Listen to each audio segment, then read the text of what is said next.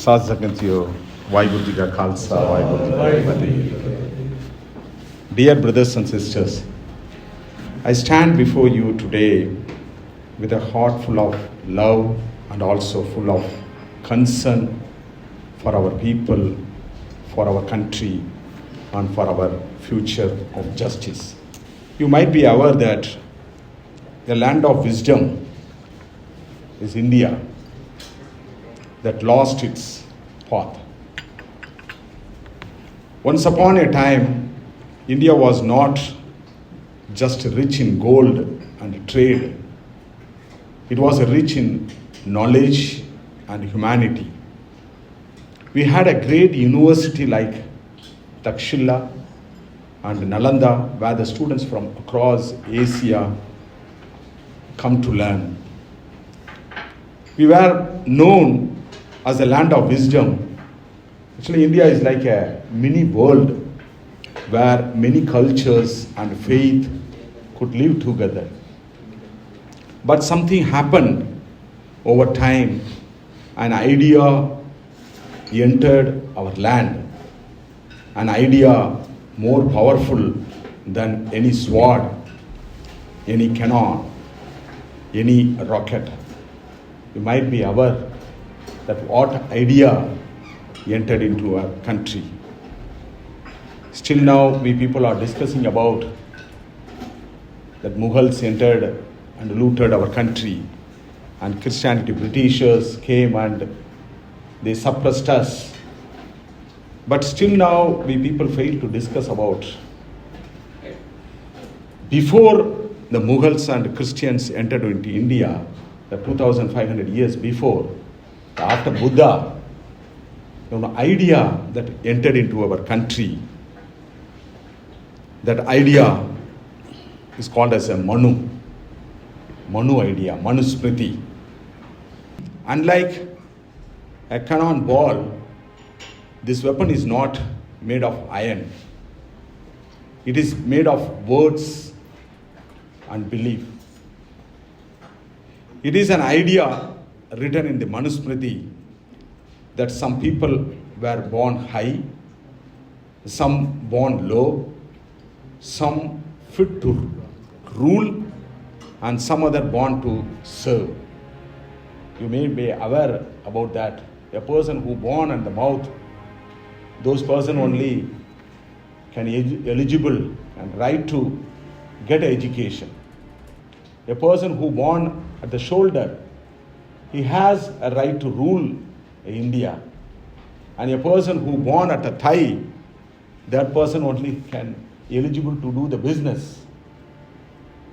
If any person not right to have to rule or right over the land or education or business, automatically certain community become a live like a slave. That ideology entered into our land 2000 years before. The single idea struck deeper than any weapon. It broke the unity of our people. You know how many castes in India? There are, because of this idea, the Brahmins are one race, Kshatris are one race, Baniyas are one race, that Vaishyas. When it comes to Shudra concern, they divided that Shudra into 7,000 castes. 7,000 castes come under touchable caste. But this actually certain people not ready to accept these Varna systems. Those people treat as untouchables. Even though in our land, near Kerala, earlier it was a Madras presidency, that rule called as a Thiruvangur Samasthanam, Thiruvangur regime. The Thiruvangur regime ruled by Nambudiri Brahmins. They made an order, certain community as an unseeable community. Actually, my forefathers, because of that law, because of that idea, that is also law. That idea itself law. That's the Manusmriti law.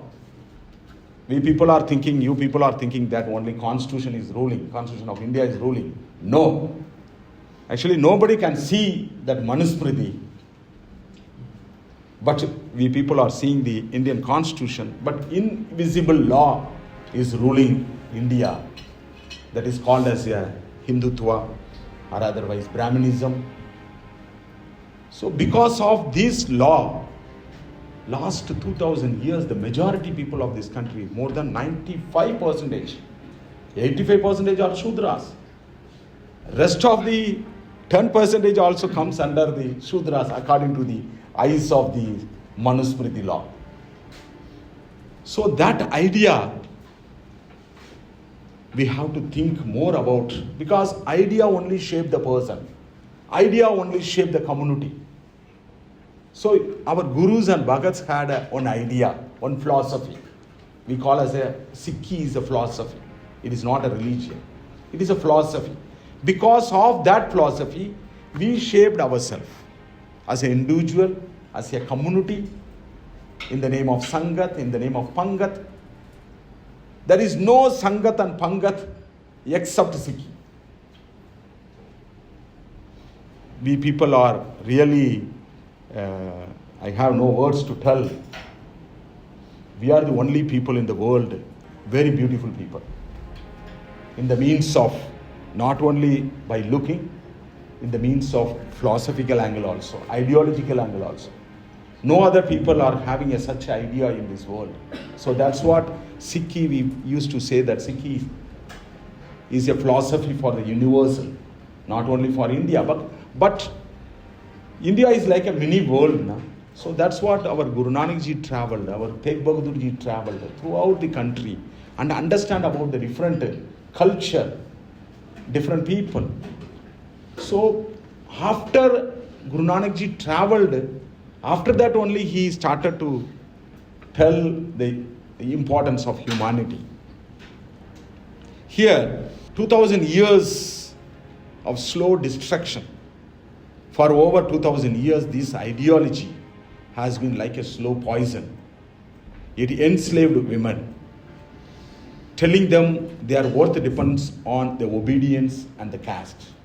I want to tell, because women are sitting here, you know, in 1855, the South Indian, especially the Kerala side women, got a right to wear the upper cloth, especially the women. Because the Tiruvangur Samasthanam never allowed to wear the upper cloth to the unseeable community. Actually, they made an order also, they made a law also. According to the size of the women's breast, they have to pay the tax also. That tax is called as a boob tax. You may go to the Google and search about that. So in 1955 only we got a right, our women got a right to wear upper cloth. So after Nangili, the character Nangili, she didn't have money to pay the fees, pay the tax for her boob. So she suddenly cut that her own breast, and she had given as a tax to the Nambudiri Brahmins. So after that only the Britishers had given a right to wear the upper cloth. So some extent, because lot of more than 60% of Dalits, that so-called Dalits, they converted into Christian because they had given a right to get an education, because they opened their schools for Dalit areas. So according to the Manusmriti, actually they don't have a right to get an education, but only the Brahmins only get the right to education. So if any Shudras get an education, the Brahminical people cut their tongue and pour their copper into their ear. So this happened around 2000 years before, after Guru Nanak only. It happened in the Punjab, it happened at Kerala, Tamil and Maharashtra. Maharashtra, it became worse. The Peshwas Brahmins, they made a lot of laws against these unseeable and seeable also. Here, even today, this old idea has not died. It only changes its faces. In some places, it beats innocent people in the name of caste and in the name of cow also. You might be aware, cow in Uttar Pradesh and Rajasthan and Bihar. So in the name of cow also, our people are facing a lot of atrocities, humiliation, violations. So in some places, it tried to destroy a person who is getting some reservation for education and employment. They are also slowly, these people are trying to cut it. And now we see an attempt to rewrite the education policy to again keep a knowledge in the hands of few. It is not a history alone, it is happening right now. Brothers and sisters, we as a Sikh now know this pain. The Gurus were born in a time when a caste oppression and religious biography were crushing a people. In that tyranny, the caste tyranny ruled in this country. That time, our Gurus and Bhagats born. You might be aware that Trilok Chandra from Maharashtra, he faced that discrimination. So that's what you know, that temple also that automatically changed. Nanded. Okay. So Guru Nanak stood up and said there is one God and all humans are equal. He gave the world the idea of Sangat, community without hierarchy. Guru was the first person. He introduced the concept of Sangat without hierarchy. There was, already you know that hierarchy is like a graded inequality. Graded inequality means around more than 7,000 caste, or every caste says that I am the bigger than that caste. So every caste have their own two classes, rich and poor. You see, then it becomes a 14,000 classes are there. Every caste is fighting for each other. So that's what communism is also failure, because of there is no class in, there is no poor class in India. Otherwise, there is no actually landless agriculture laborers also not joined together in India because of the caste. And also the Pangat, the meal where all sit as equal. The later Gurus turned love into courage. Guru Gobind Singh gave a self-respect to the broken and made them a Khalsa, sovereign, fearless and free. So the majority people of this country in India, they are not fighting for getting any resources or wealth angle. Still now, majority people of this country in India, they are not fighting for their own wealth or education or employment. Every area, the people of India is fighting for their self-respect and dignity. Still now that struggle is going on in India. So, but Guru Gobind Singh Ji in 1699, he ensured a self-respect for Shudras. The Shudras, so from Madras Presidency, you know Sahib Singh. He came from a Madras Presidency that time. He went from Madras to Anandapur Sahib. He was ready to sacrifice, to give his head, to ensure the self-respect for his destiny, his successor, his family, his community. And also one is from Orissa, and one is from Gujarat, and one is from Delhi, and another one is from undivided Punjab, Lahore. Only one from Lahore, Punjab. Remainings were all from the out of Punjab. Out of 5, 4 belongs to the lowest among the lowest community. They only came forward to give their head, to get their self-respect and dignity and sovereignty. The Sikh mission was also to resist oppression, not with hate, but with a fearless love and justice. Today, India still struggles with the caste, creed, power and fear. Weapons, revenge or hatred cannot treat heal this. History shows that guns can change a ruler, but cannot change a heart.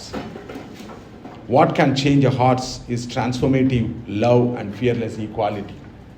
This is the true revolution India needs.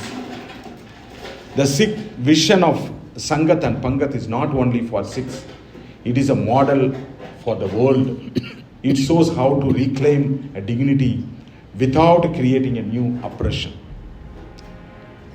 Guru Nanak said, if you desire to play the game of love, step onto my path with your head in your hand.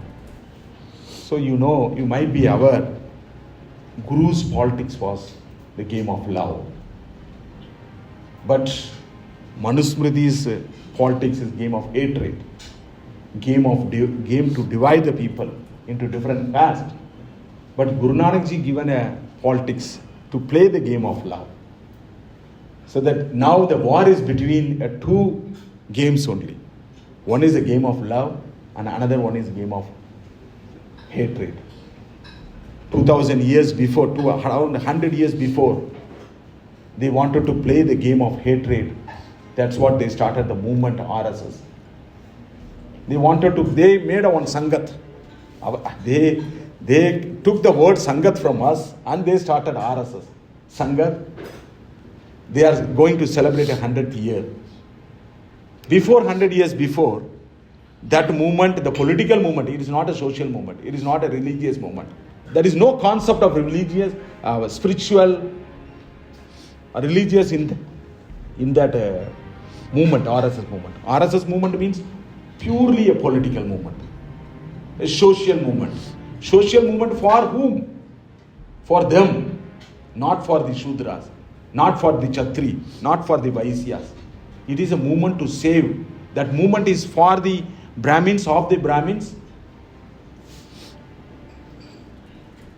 Now they are going to celebrate 100th year. But Guru Nanak Ji given this idea, the game of love, 500 years before, we people are living like as slaves and refugees, and we are day to day, we are faring in our own land. So now you have to introspect ourselves, where we are. Where our people really following, are really playing the game of love? Because we failed to go beyond our territory in Punjab. So that's what they went all over India, from Kashmir to Kanniyakumari, Gujarat to Assam. They are saying like that. They were saying that Akhanda Bharat. But only a microscope community. Very, very microscope community. That idea. But Guru also given one idea to us. That ideology failed to rule the India. But that idea, the game of hatred is ruling India. And every day, the majority people of this country, the so-called SC, ST, OBC and religious minority, every day they live with fear. This is not a game of our Guru's game is not a game of power. It is a game of truth and love. Love that challenges injustice but refuses hate. Love that empowers the oppressed. Stand tall. Love that unites a diverse land without destroying its richness. Idea can enslave, but love can liberate. The Sikh Guru lived with the truth, campaigning a meditation, equality, service and courage. Now our duty today, friends, our duty is clear. Defend education for all. No one should rewrite a knowledge to keep the poor and oppressed silent. Protect a reservation and social justice. They are not charity. They are tool of equality. Stand with those attacked in the name of caste or cow. Reject any ideas that divides and humility is. We must speak truth, not in anger, but with fearless love.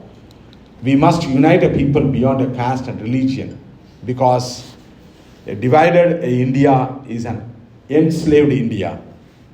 Brothers and sisters in Singapore, you are far from your home, but not far from responsibility. Keep this fight alive in our prayers. Support education and dignity for the oppressed. Raise your voice when injustice arises in India. Teach the next generation what Sikhi truly means: courage, equality, and service. The Sikh Panth was born to stand for dharam, justice, and human rights.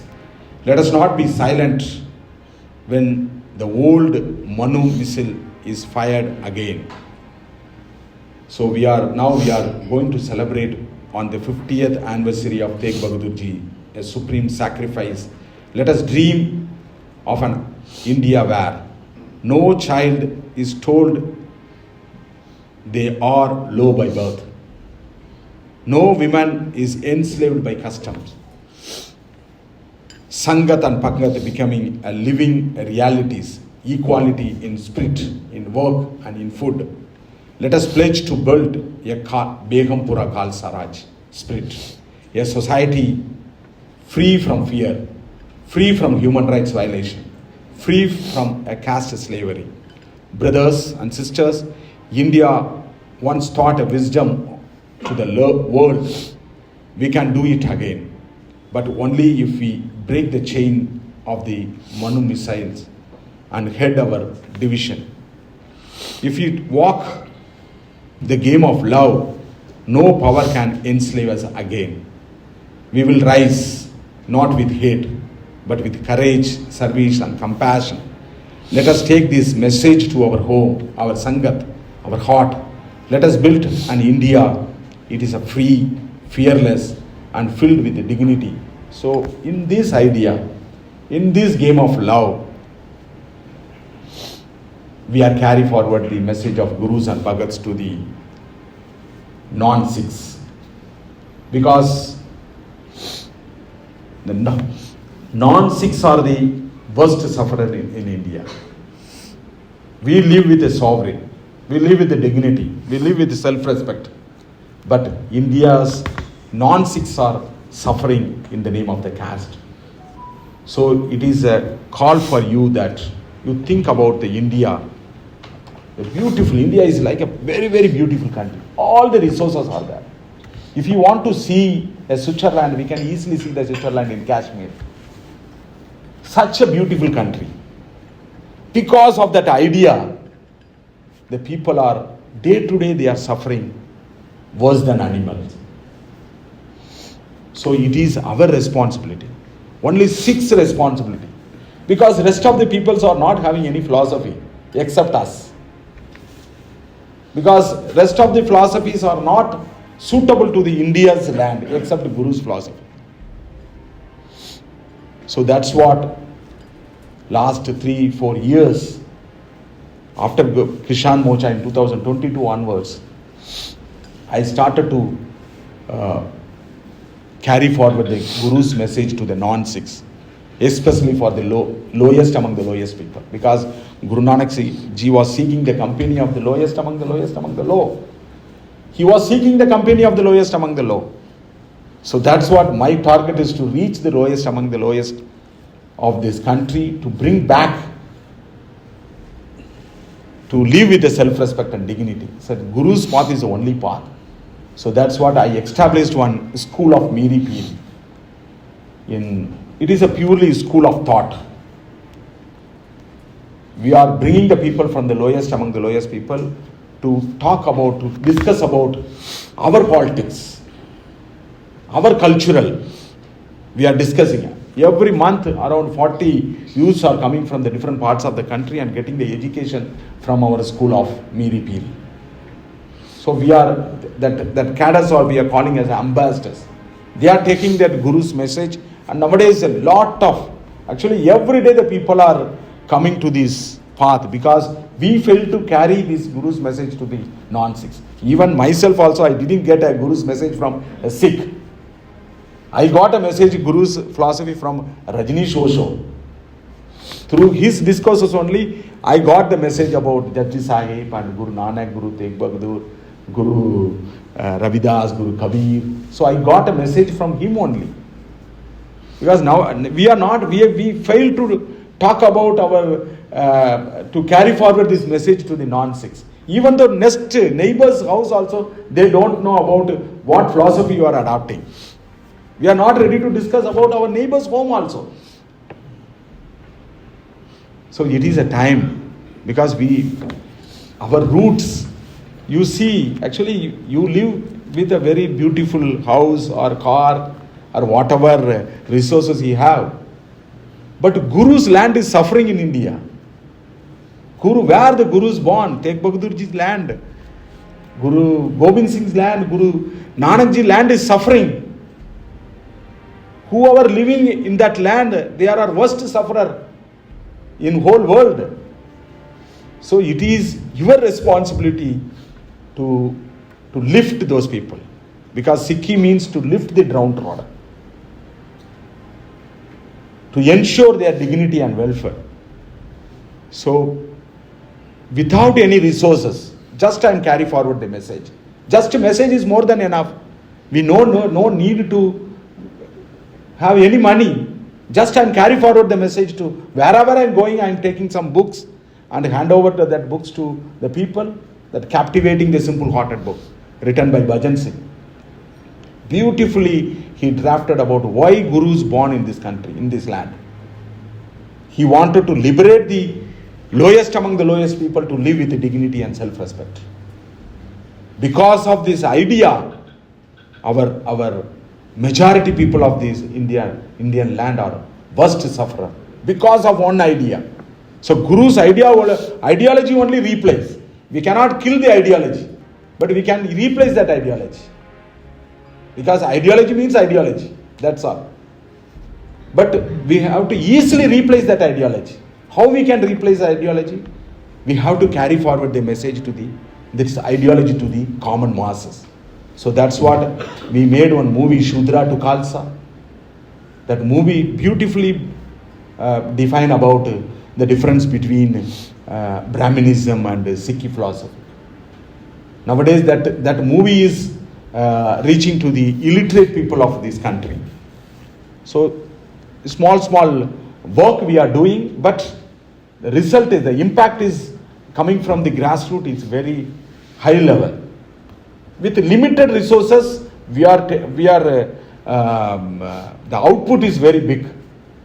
The impact is very good with limited resources. So if you think that Singapore is done more than enough to change the whole India with a Guru's philosophy. So this is my small appeal. So you can think about your own land, Guru's land. And we have to, once again, we have to revive our Guru's philosophy in the land of India. That is the only solution. Because we are always discussing about, a lot of people are always discussing about the problem. We fail to discuss about the solutions. The solution lies in the Guru Granth Sahib. Because Guru Granth Sahib is a champion of equality. The equality is missing in this country. So Guru Granth Sahib only bring that equality to our Indian land. So in this, I conclude my speech. If anybody want to ask the question, I am ready to give the answer. Vaheguru Ji Ka Khalsa, Vaheguru Ji Ki Fateh. Thank you very much.